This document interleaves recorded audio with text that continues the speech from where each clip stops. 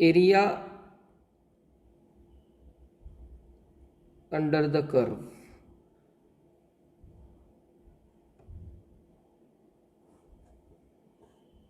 This one is the application from definite integration. Area bounded by the curve किंवा area under the curve. For this one, consider a function. एक function आपण consider करू.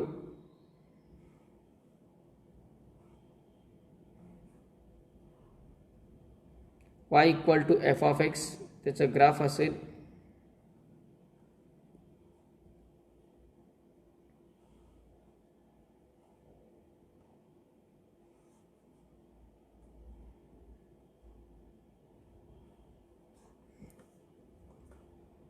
यामध्ये हे function जर आपण consider केलं, y म्हणजेच एफ ऑफ एक्सच्या व्हॅल्यू आणि हा एक्स, याचं रीडिंग प्रॉपरली होणं गरजेचं असतं की एक्झॅक्टली यामध्ये y काय रिप्रेझेंट करतोय, x काय रिप्रेझेंट करतोय. जसजसं यामध्ये x वाढत जाईल, ह्या वायच्या व्हॅल्यूज आहेत म्हणजे फंक्शनच्या व्हॅल्यूज आहेत. म्हणजे हा जो कर्व रिप्रेझेंट करतोय तो कर्व म्हणजेच फंक्शन रिप्रेझेंट करतोय. यात एक्सच्या प्रत्येक व्हॅल्यूसाठी करस्पॉन्डिंग वायची व्हॅल्यू आपण प्लॉट केली ग्राफवरती त्या फंक्शनची, तर एक अशा प्रकारे कुठला तरी कर्व आपल्याला मिळतो. आता हे एक जस्ट आपण फॉर एक्झाम्पल म्हणून घेतला आहे. कुठल्याही कर्वसाठी आपण हे यूज करू शकणार आहेत. बेसिक थिंग यामधली काय असते की हा कर्व आणि त्यावरचे समजा दोन पॉईंट्स आपण कन्सिडर करू, लिमिटिंग पॉईंट्स. हा आहे समजा पॉईंट एक्स इक्वल टू ए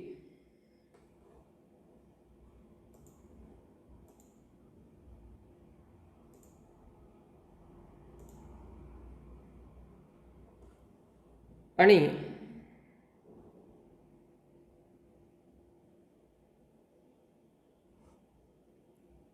हा आहे तो point x equal to b. X equal to a आणि एक्स इक्वल टू बी हे दोन पॉईंट्स आहेत. एक्स इक्वल टू ए जर फंक्शनमध्ये टाकला तर व्हॅल्यू मिळेल एफ ऑफ ए वायची किंवा फंक्शनची, आणि एक्स इक्वल टू बी साठी फंक्शनची व्हॅल्यू मिळेल एफ ऑफ बी. म्हणजे हा जर वाय कोऑर्डिनेट कन्सिडर केला तर हा आहे एफ ऑफ ए आणि हा आहे तो f of b. From the concept of coordinate geometry, ही लाईन वाय ॲक्सिसला पॅरलल आहे आणि वाय ॲक्सिसला पॅरलल लाईनचं इक्वेशन असतं एक्स इक्वल टू ए, आणि ही लाईन पण वाय ॲक्सिसला पॅरलल आहे. त्याचं equation x equal to b. In general जर एखाद्या पॉईंटचा एक्स कोऑर्डिनेट त्या लाईनवरचा ए असेल आणि ती लाईन पॅरलल असेल वाय ॲक्सिसला, तर त्या लाईनचं equation x equal to a येणार.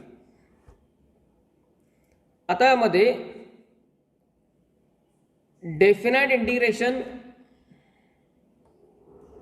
From a to b f of x d x हे जे आपण नेहमी फाइंड करत असतो, definite integral a to b f of x d x, हे जे आपण लिहितो नेहमी, हे एक्झॅक्टली काय रिप्रेझेंट करतं? It represents area bounded by the curve. कुठला curve? y equal to f of x म्हणजे हा curve. Then x equal to a म्हणजे ही line, x equal to b म्हणजे ही लाईन, अँड x ॲक्सिस.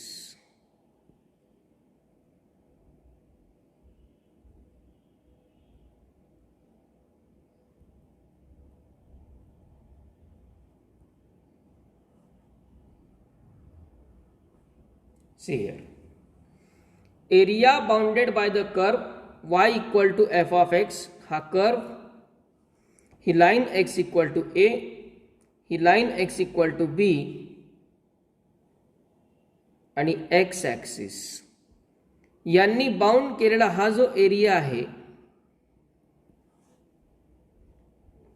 यांनी एनक्लोज केलेला, या 4 जणांनी एनक्लोज केलेला हा जो एरिया आहे, तो एरिया म्हणजेच असतो a to b f of x d x. म्हणजे युजली आपण जे डेफिनेट इंटिग्रेशन आत्तापर्यंत इव्हॅल्युएट करत आलेलो आहेत a to b f of x d x, ते इंटिग्रेशन म्हणजे नेमकं काय आहे practically? It is the area bounded by the curve. तो कर्व, आता हा कर्व इकडे एक्सटेंडेड आहे, इकडे आहे, इकडे आहे, पण आपल्याला एवढाच भाग घ्यायचा आहे त्याचा, एवढाच सेक्शन. म्हणजे ओव्हरऑल जर आपण आता विचार केला या कर्वचा, तर हा एवढाच कर्व कन्सिडर करायचा आहे. त्यानंतर ही एक लाईन, ही एक लाईन आणि एक्स ॲक्सिसचा एवढा भाग, यांनी सर्वांनी एनक्लोज केलेला हा जो पोर्शन आहे,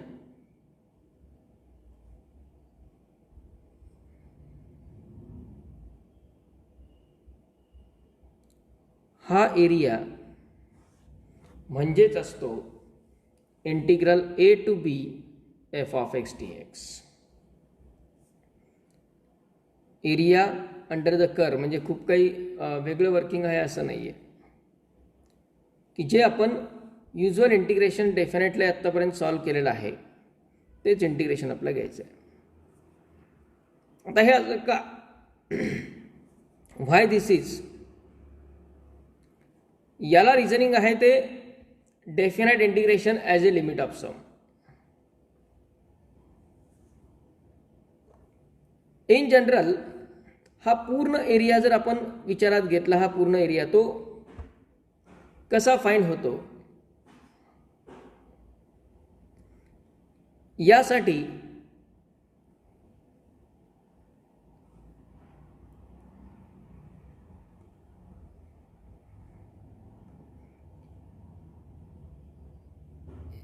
तो जो पूर्ण एरिया आहे त्याच्या अशा लहान लहान स्ट्रिप्स आपण तयार करणार, लहान लहान स्ट्रिप्समध्ये त्याला डिव्हाइड करणार.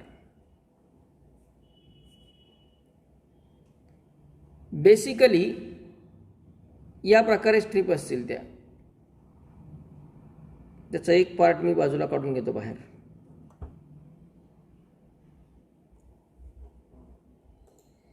ओके, एक स्ट्रिप बाजूला काढून घेतली त्यातली, ती स्ट्रिप या प्रकारे असेल की याच्या 3 साइड तर एक सेगमेंट किंवा लाईन रिप्रेझेंट करतील, पण वरचा जो भाग आहे तो असेल कर्वचा. त्यामुळे तो कंप्लीट रेक्टँगल तयार होणार नाही, तो कंप्लीट रेक्टँगल तयार होणार नाही. याला अशा प्रकारे शेप येईल. जेव्हा आपण त्याला एक्झॅक्टली असं लिहू तेव्हा तो रेक्टँगल असेल. म्हणजे ओव्हरऑल त्याचा आणखी एखादा लार्ज व्ह्यू जर आपण घेतला तर तो लार्ज व्ह्यू असा असेल.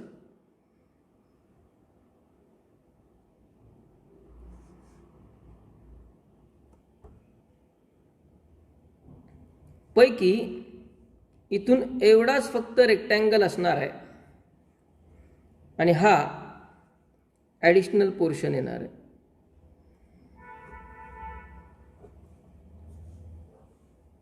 ओके, हा जो पोर्शन असेल तो ॲडिशनल पोर्शन, जो की रेक्टँगलच्या व्यतिरिक्त असलेला भाग आहे. आता ऑब्वियसली आपण जर ABCD याचा एरिया पाहिला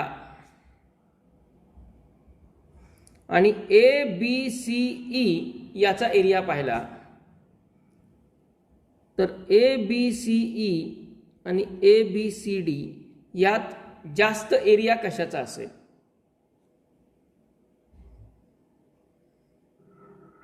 ABCD. येस,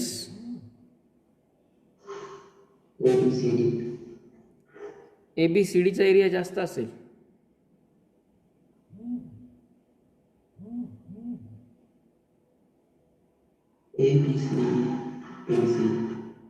ABC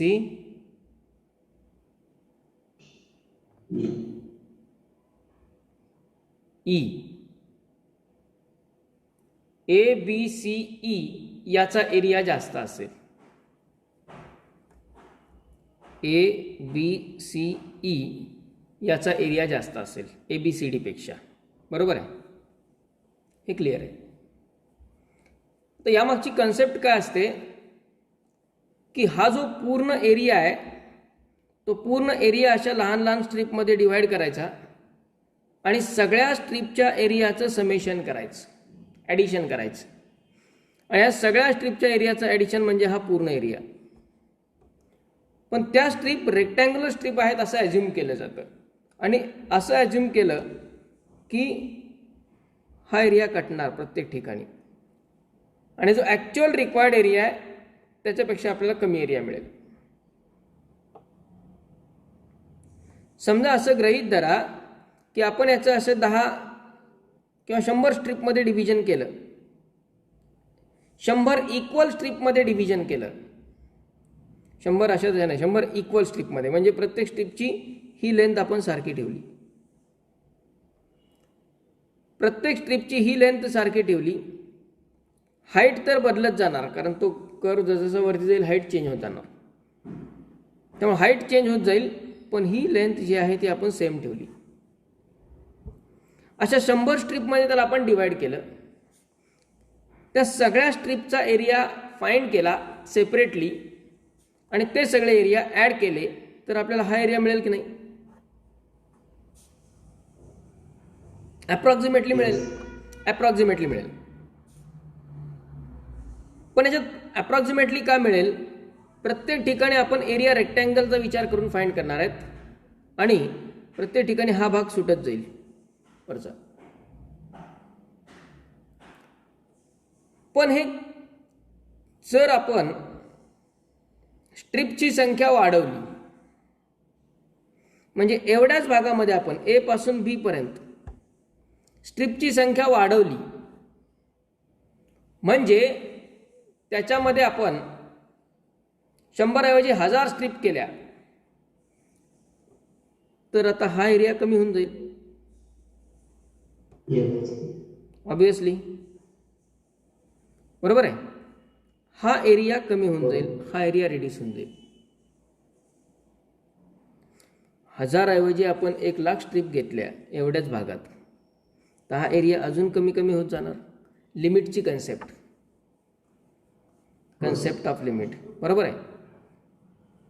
आणि जर आपण या स्ट्रीपची संख्या इन्फायनाईट केली,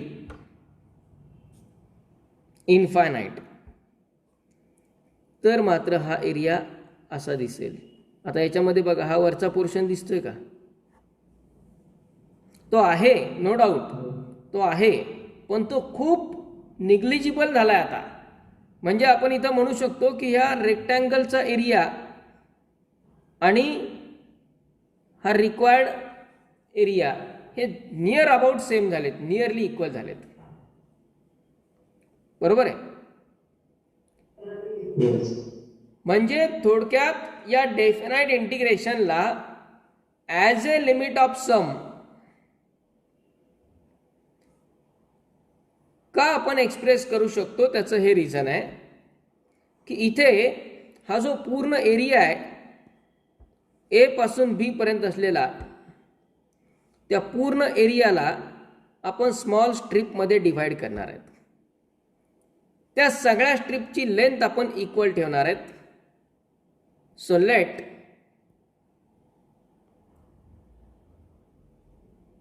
interval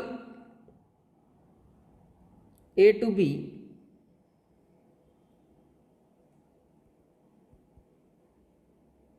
is divided into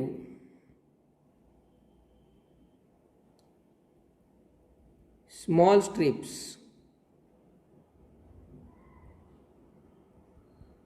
of length h. आपण त्याला असं नोटेशन विचारात घेऊ. या सर्व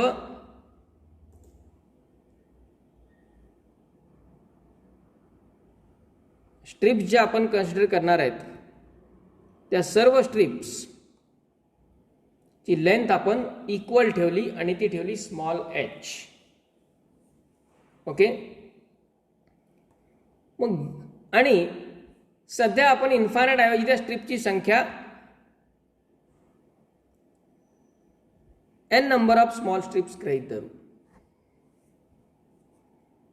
interval A to B is divided into n small strips of length h.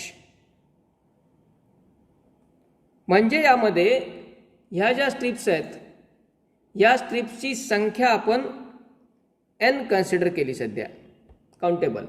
तसं मग अशी 100, 1000, 1 लाख म्हटलं होतं तसं n कन्सिडर केली. मग मला सांगा A to B ही जर इंटरवल आपण A to B he interval जर आपण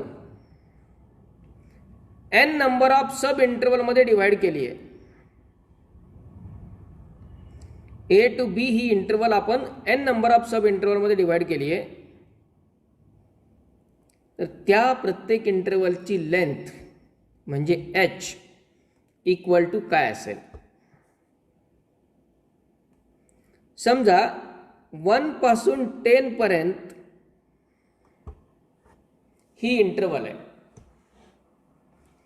आणि ही इंटरवल आपल्याला 5 सब इंटरवल मध्ये डिवाइड करायची आहे.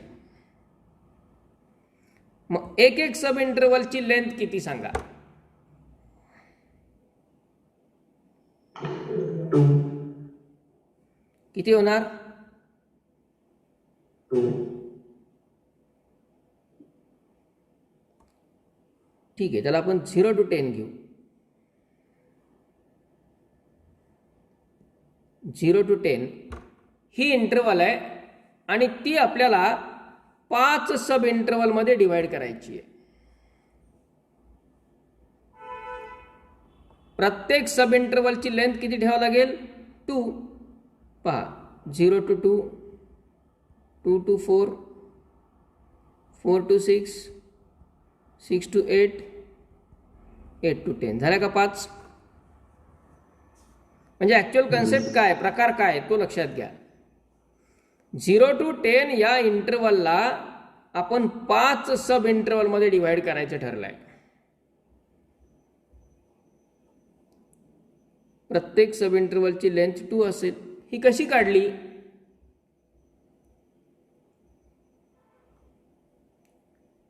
Ten minus 0 upon 5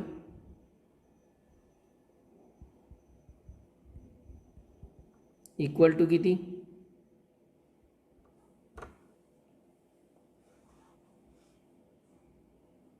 okay. समजा आता 0 to 10 ऐवजी आपण सब इंटरवल घेतली 1 to 8.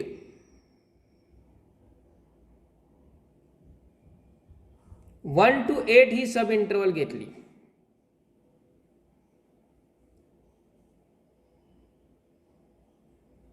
किंवा 1 to 9 घ्या.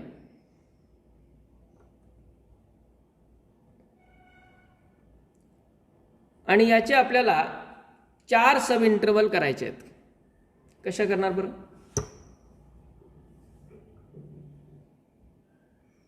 चार सब इंटरवल, प्रत्येकाची लेंथ किती?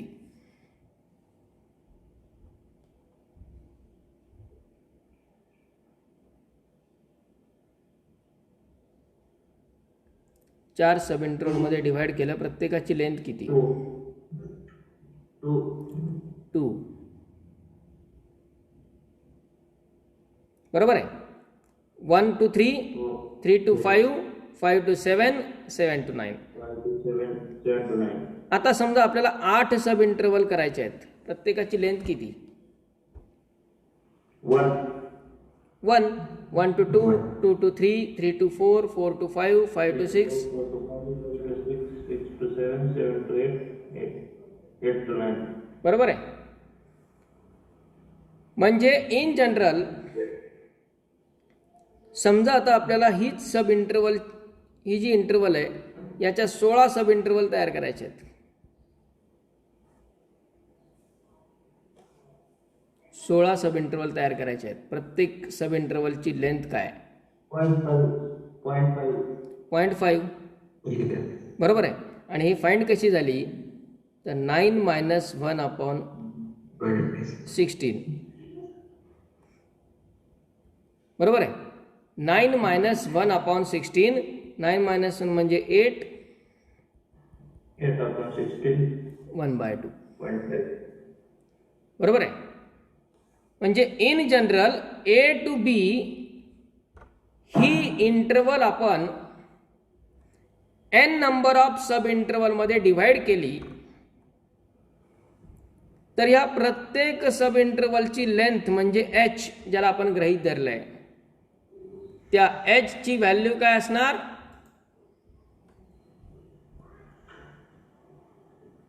h equal to b minus a upon n. h equal to b minus a upon n. Okay. प्रत्येक सब इंटरवलची लेंथ, प्रत्येक सब इंटरवलची लेंथ ही असेल b minus a upon n.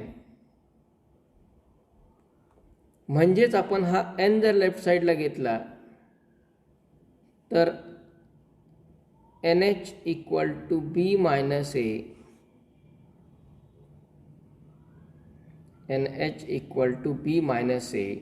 तो मायनस a लेफ्ट साइडला घेतला तर b इक्वल टू येणार a प्लस nh.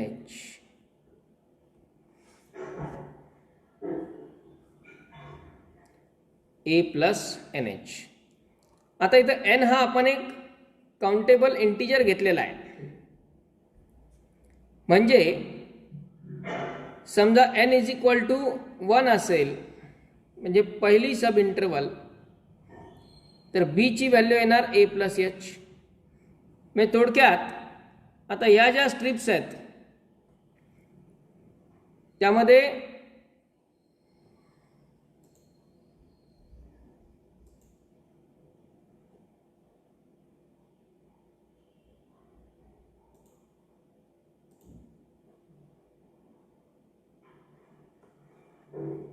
पहा आता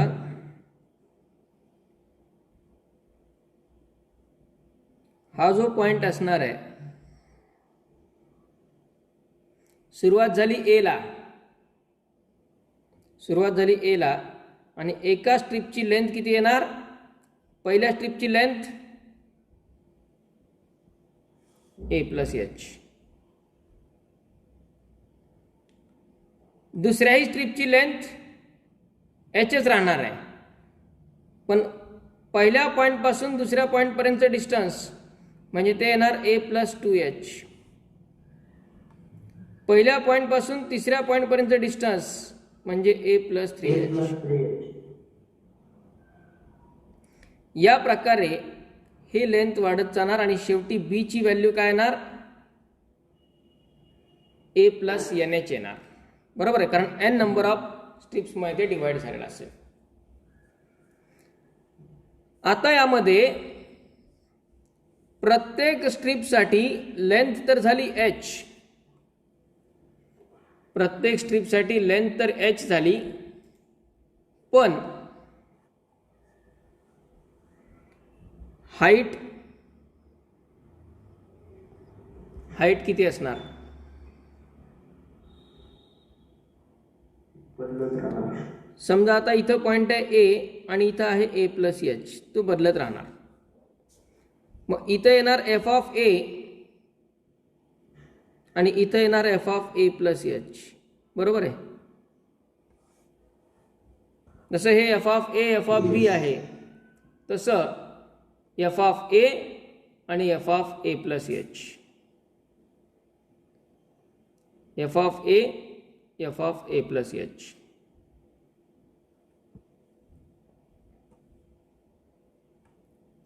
म्हणजे हा रेक्टँगल जर कन्स्ट्रक्ट केला आपण, तर हा मोठा रेक्टँगल गृहीत धरावा लागेल ए प्लस एच वाला. आता थोडा भाग त्यामध्ये कमी, याच्यामध्ये थोडासा फरक राहणार आहे ए मध्ये आणि f of a plus H मध्ये, मायनर चेंज राहणार आहे. तो त्या वरच्या कर्वमुळे असणार आहे. याच्यामुळं आपण यातला मोठा गृहीत धरू, समजा ए प्लस एच. म्हणजे ही झाली या रेक्टँगलची हाईट आणि एच म्हणजे झाली त्याची लेंथ. रेक्टँगलच्या दोन साइड्स कळाल्या आपल्याला. रेक्टँगलचा एरिया काय होणार एका स्ट्रीपचा, समजा पहिली स्ट्रीप गृहीत धरली तर h into f of a plus h. दुसऱ्या स्ट्रीपचा एरिया h into f of a plus 2h. तिसऱ्या स्ट्रीपचा एरिया h into f of a plus 3h. म्हणजे या सिच्युएशनमध्ये एरिया ॲक्च्युअली काय येतो, पहिल्या स्ट्रीपचा एरिया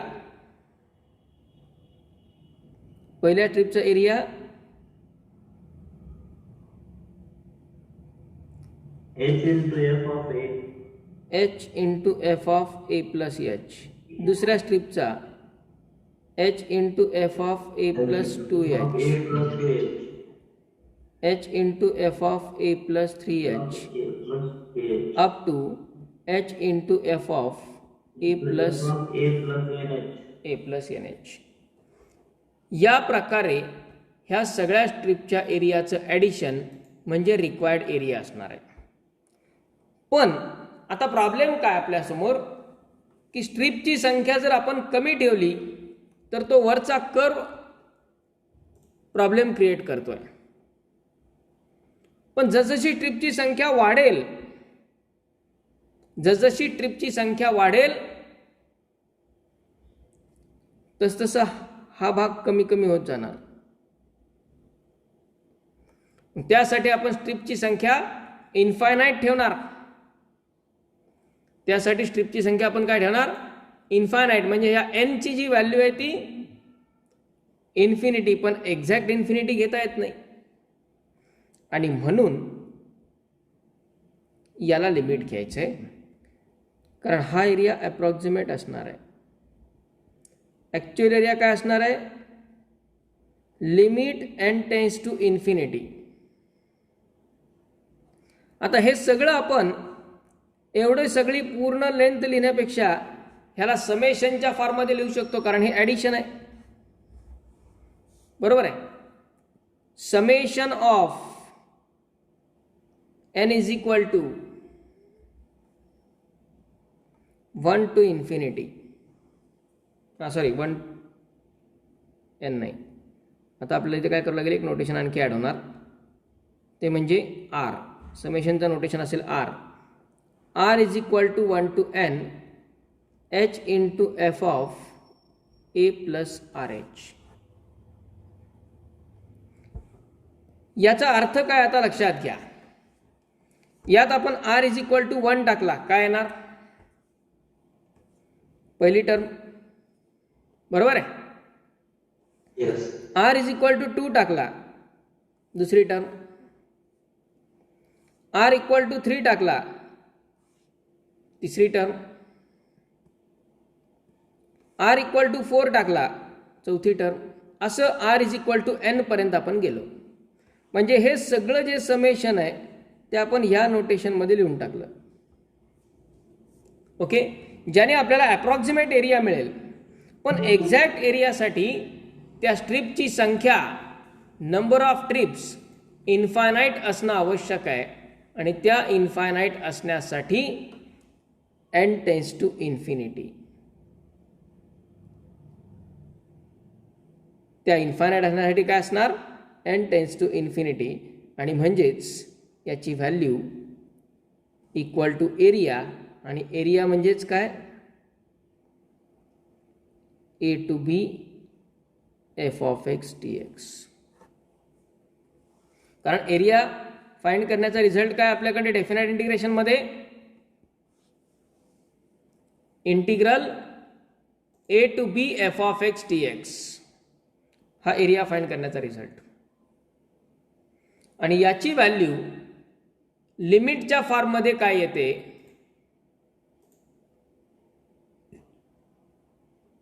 तर limit n tends to infinity summation r is equal to 1 to n h into f of a plus r h. म्हणजे आता यातले रिझल्ट्स काय काय पहा.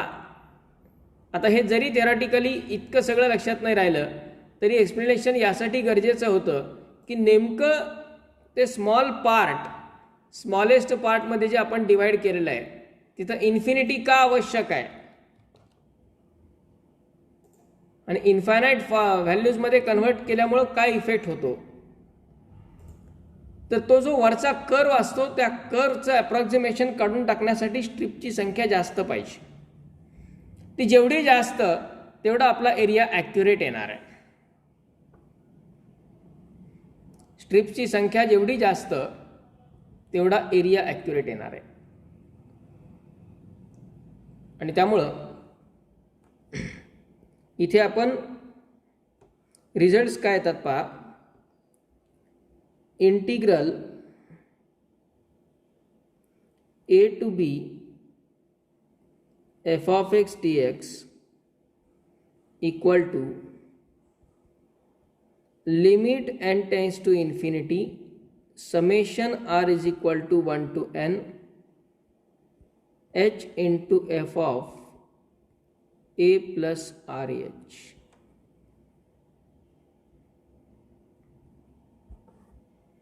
हा आहे मुख्य रिझल्ट. मुख्य रिझल्ट आहे तो एन टेन्स टू इन्फिनिटी. म्हणजे डेफिनाइट इंटिग्रेशन, याला काय म्हणणार आपण, definite integration as a limit of sum. Definite integration as a limit of sum.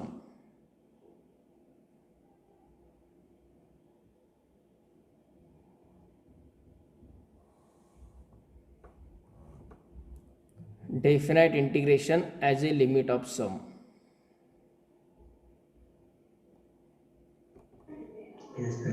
आता यामध्ये याचे काही मॉडिफाईड रिझल्ट्स आहेत.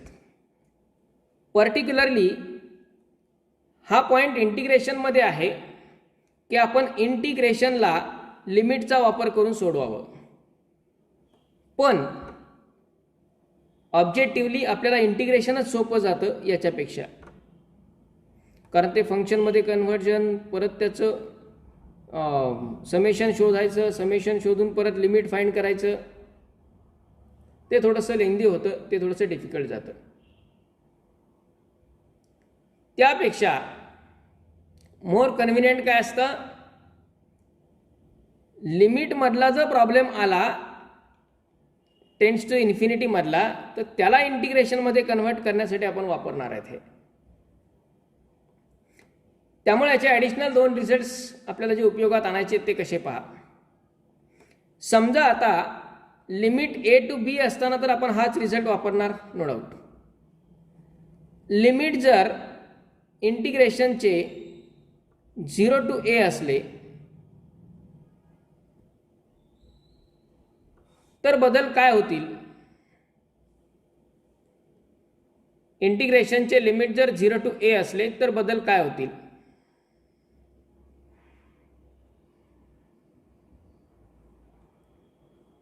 काय चेंजेस होतील?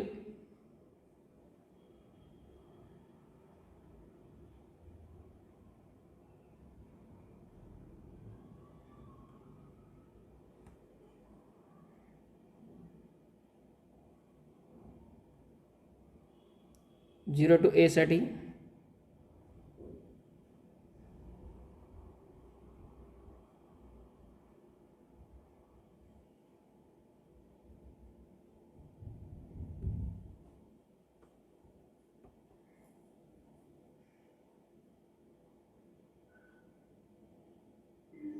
सुरुवातीला ए येईल, नंतर ए प्लस याची, नंतर ए प्लस 2 याची.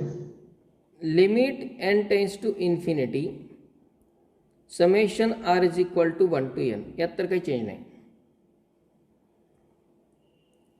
यामध्ये h इज इक्वल टू आहे b मायनस ए अपॉन n. हे रिलेशन लक्षात ठेवा. आता होणार काय,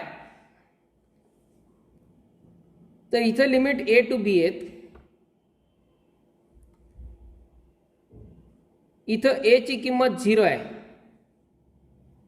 म्हणजे a च्या जागी आपण 0 टाकणार. याचा अर्थ इथं h काय होणार,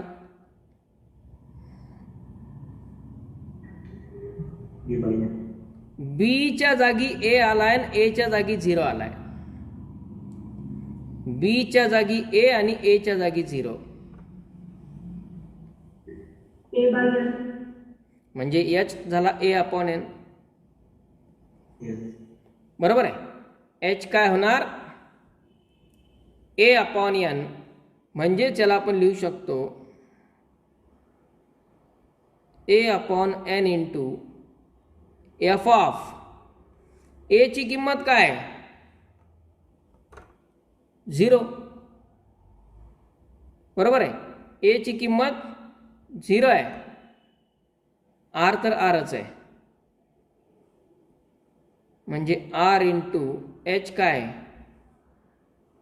a अपॉन n, म्हणजेच त्याला आपण a r अपॉन n असं लिहू शकतो. त्यातला h आपण काढूनच टाकला.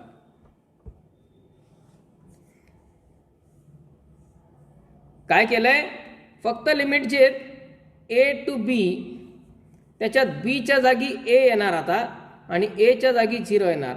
हा एवढा सगळा पार्ट आपण तसाच ठेवला, त्यात काही बदल होणार नाही कुठेच. फक्त जो h होता b मायनस ए अपॉन n, त्यात b ची किंमत a ची किंमत 0,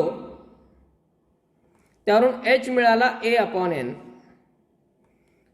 h च्या जागी a अपॉन n टाकला. इथं पण h च्या जागी a अपॉन n टाकला आणि हा a म्हणजे 0 झाला. आणि आणखी एक रिझल्ट जो जास्त ॲप्लिकेबल आपल्यासाठी आहे तो म्हणजे 0 to 1 f of x dx. आता बदल काय बघा, लोअर लिमिट 0च आहे, पण अप्पर लिमिट a ऐवजी 1 आहे, म्हणजे तो a पण गायब. Limit n tends to infinity summation of r is equal to 1 to n. आता याच्यातच आपण बदल करू, फक्त a च्या जागी 1 टाकला तर काय येईल, 1 upon n into f of r upon n. ह्या सोप्या फॉर्ममध्ये त्याला कन्व्हर्जन याच्यासाठी केलं की आपल्याला जर लिमिट n टेन्स टू इन्फिनिटीचा एक्झाम्पल असेल तर फंक्शनला फक्त ह्या फॉर्ममध्ये कन्व्हर्ट करायचं, त्याला इंटिग्रेशनमध्ये लिहिता येतं आणि मग ते इंटिग्रेशन इव्हॅल्युएट करायचं. These are the results for definite integration as a limit of sum. Okay. So first of all, write down this section. तो लिहायचा आहे कसा बघा आधी. Consider a function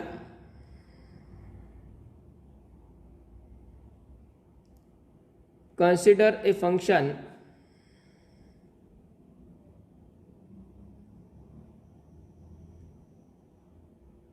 y equal to f of x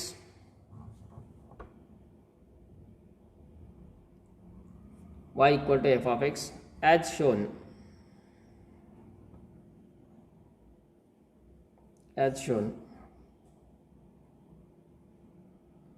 in figure.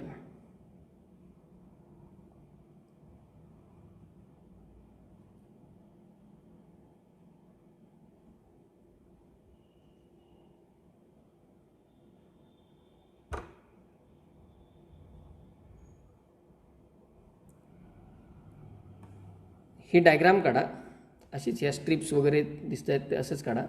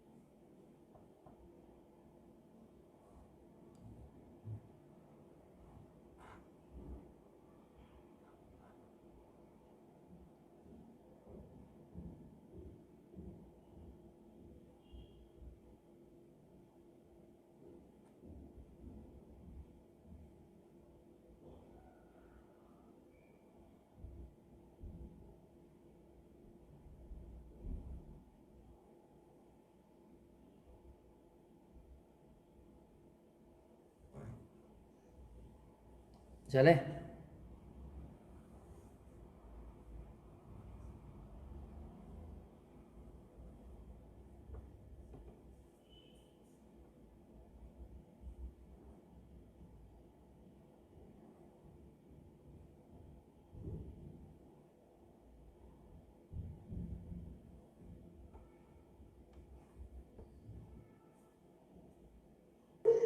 हो sir.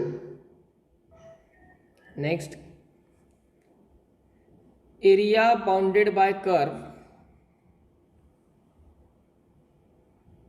y equal to f of x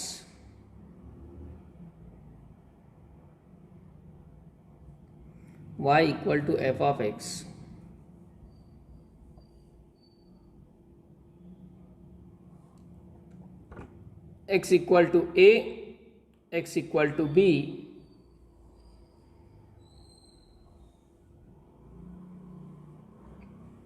and x axis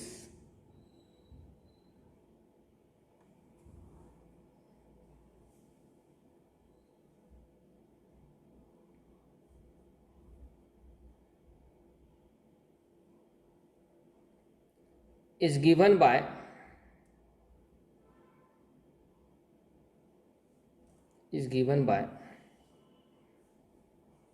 a equal to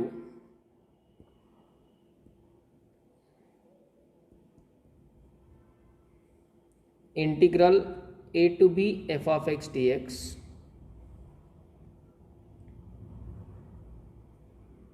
integral a to b f of x dx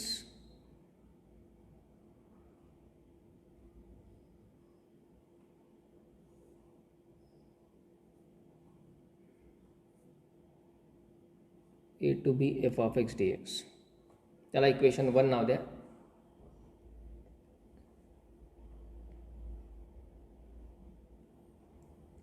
next line, let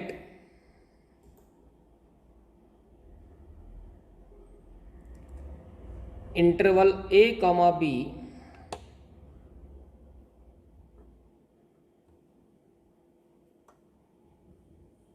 interval a comma b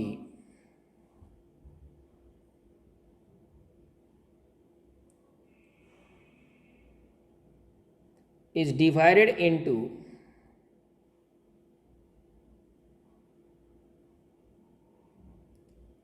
n number of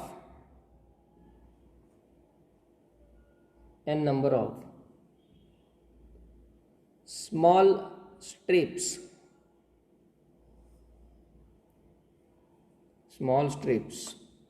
of length h, small strips of length h.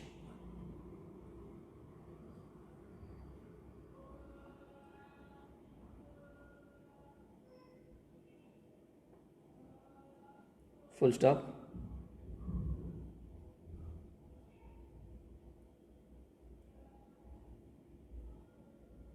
Therefore, h equal to b minus a upon n,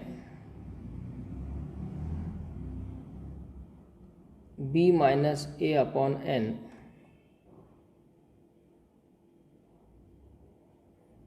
therefore nh equal to b minus a. लिहून घ्या सर्व.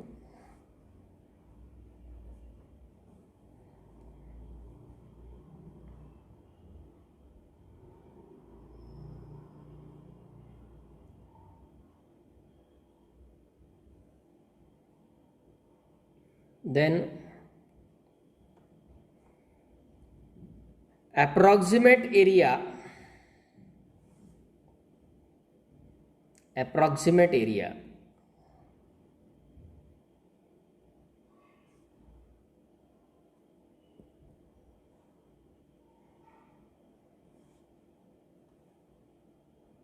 equal to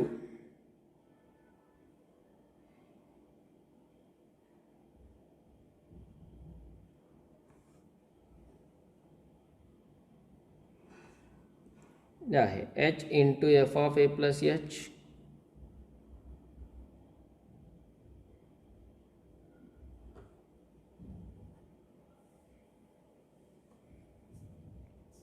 up to h into f of a plus n h लिहिल्याच्या नंतरही पुढे dot dot dot द्या, कारण ते इन्फिनिटीपर्यंत न्यायचे आहे आपल्याला.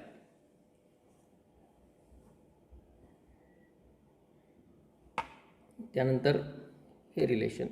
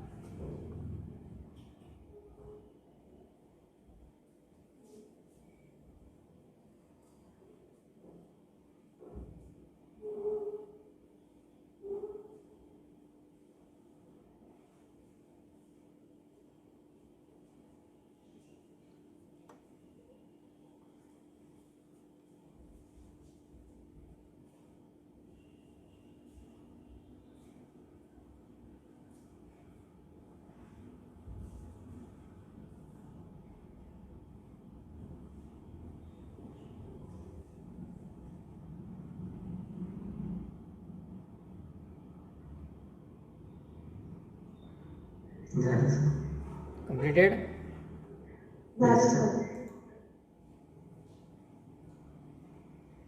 आणि नंतर हे 3 रिझल्ट्स लिहा.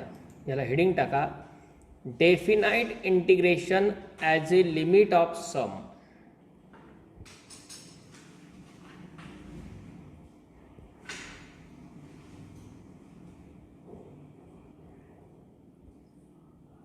definite integration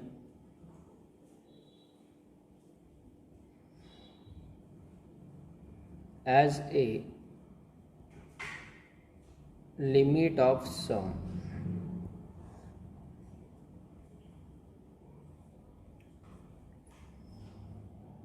Definite integration as a limit of sum.